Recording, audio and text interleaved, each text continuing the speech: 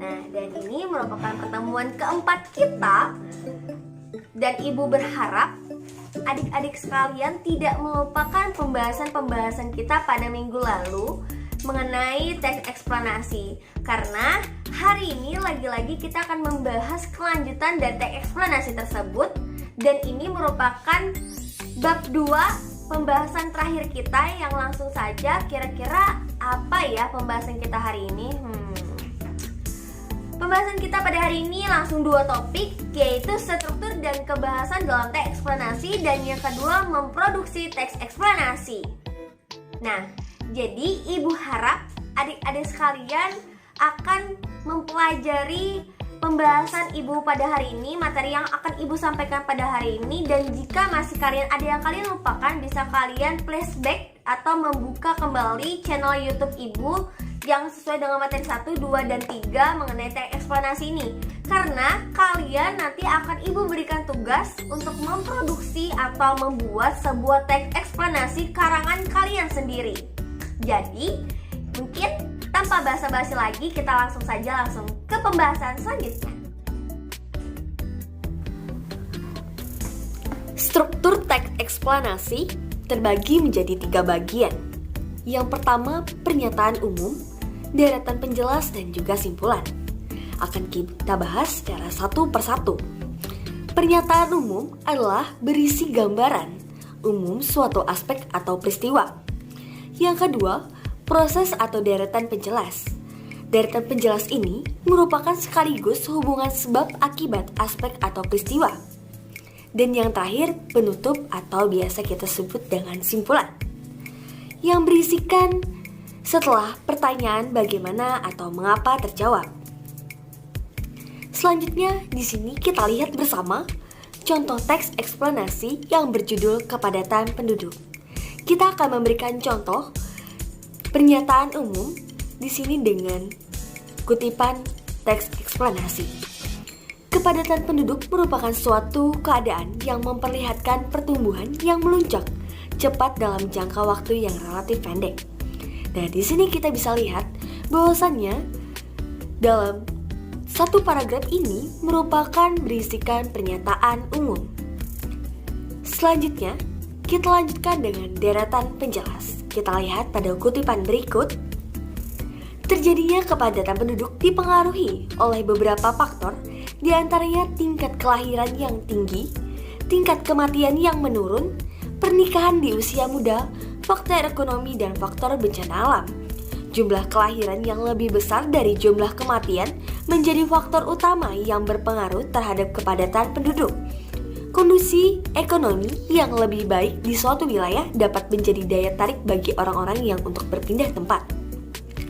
Jadi dapat kita lihat bahwasannya deretan penjelas di sini mengutarakan faktor-faktor kepadatan penduduk atau faktor-faktor yang menjadi topik utama kita pada kali ini.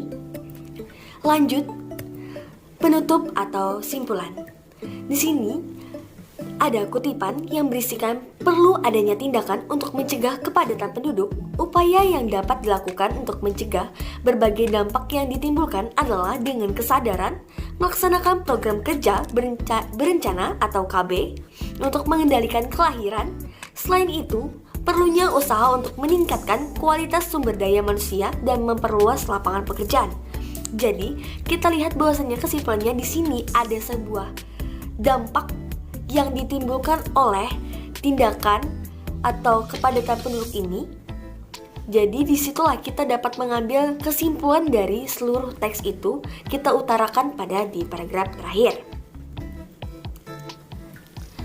Kaidah kebahasan teks eksplanasi terbagi menjadi 3. Pertama, penggunaan istilah. Yang kedua, penggunaan keterangan waktu. Dan yang terakhir, penggunaan konjungsi antar kalimat. Jadi kita akan bahas secara satu persatu. Penggunaan istilah. Istilah adalah kata atau gabungan kata yang dengan cermat mengungkapkan suatu konsep, proses, keadaan, atau sifat khusus dalam bidang tertentu. Dapat kita lihat pada petikan berikut. Hujan es ini dalam ilmu meteorologi disebut juga hail. Hail atau hujan es ini adalah presipitasi yang terdiri atas bola-bola es. Salah satu pembentukan dari bola-bola es uap air lewat proses perbandingan atmosfer pada sebuah lapisan yang terdapat di atas level beku. Jadi dapat kita lihat ada 3 yang bertanda cetak miring dan bercetak tebal.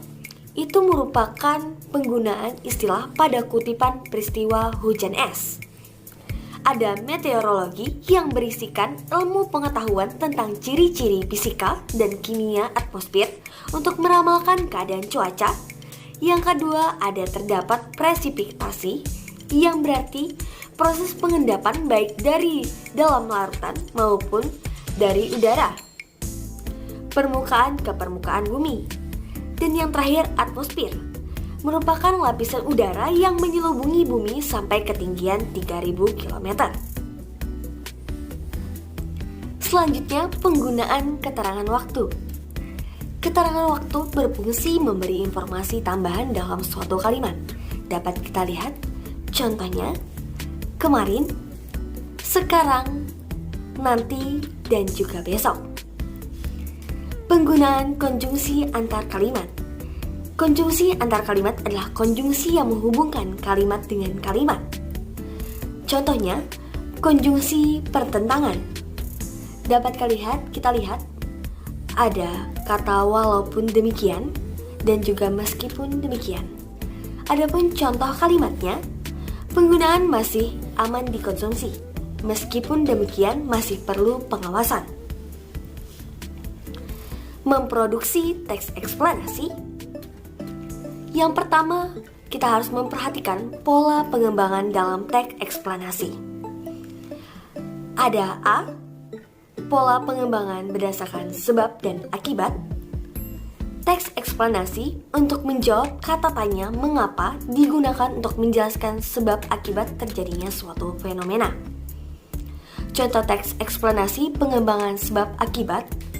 Munculnya masalah anak jalanan umumnya dipengaruhi oleh keadaan ekonomi keluarga yang rendah sehingga mendorong anak masuk dunia kerja di usia dini. Selain itu, masalah broken home, salah satu pergaulan putus sekolah, dan kurangnya perhatian keluarga menjadi sebab munculnya banyaknya masalah anak jalanan. Adanya fenomena anak jalanan menyebabkan masalah sosial karena banyaknya anak putus sekolah dan tidak memiliki masa depan. Jadi, kita lihat pada sebuah kutipan teks eksplanasi, ada yang telah saya cetak tebal dan garis miring. Di situ tercantum bahwasannya dipengaruhi itu merupakan sebab dan menyebabkan itu merupakan akibat. Jadi ada pengaruh, akhirnya ada akibat. Ada pengaruh dan juga menyebabkan terjadi permasalahan. Karena dipengaruhi oleh keadaan ekonomi, akhirnya menyebabkan masalah sosial karena banyaknya anak putus sekolah dan tidak memiliki masa depan. Yang B, pola pengembangan proses. Pola pengembangan proses ini dapat digunakan dengan langkah-langkah berikut. Yang pertama, mengetahui perincian secara menyeluruh. Membagi proses menurut tahapan-tahapan kejadian.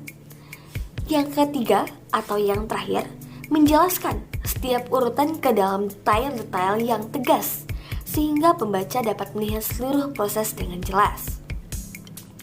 Yang kedua, langkah-langkah penulisan teks eksplanasi. Yang pertama, menentukan topik atau tema, menentukan tujuan penulisan, mengumpulkan data dari berbagai sumber yang tentunya akurat, bukanlah opini. Menyusun kerangka karangan seperti pendahuluan, deretan penjelas, dan juga kesimpulan. Yang terakhir, contoh kerangka karangan sebuah teks eksplanasi. Topik, ada penyalahgunaan narkoba.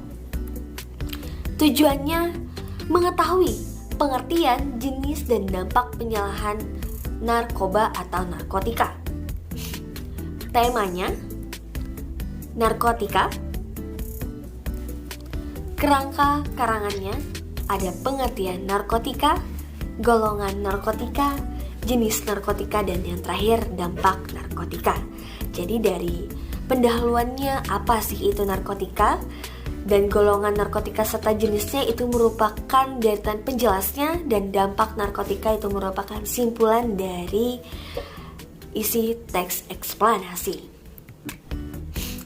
Dan yang terakhir, menyunting teks eksplanasi. Langkah-langkah menyunting teks eksplanasi. Yang pertama, membaca kalimat demi kalimat secara teliti untuk menemukan kesalahan yang terjadi pada penulisan teks eksplanasi. Membenarkan kesalahan yang terjadi pada penulisan teks.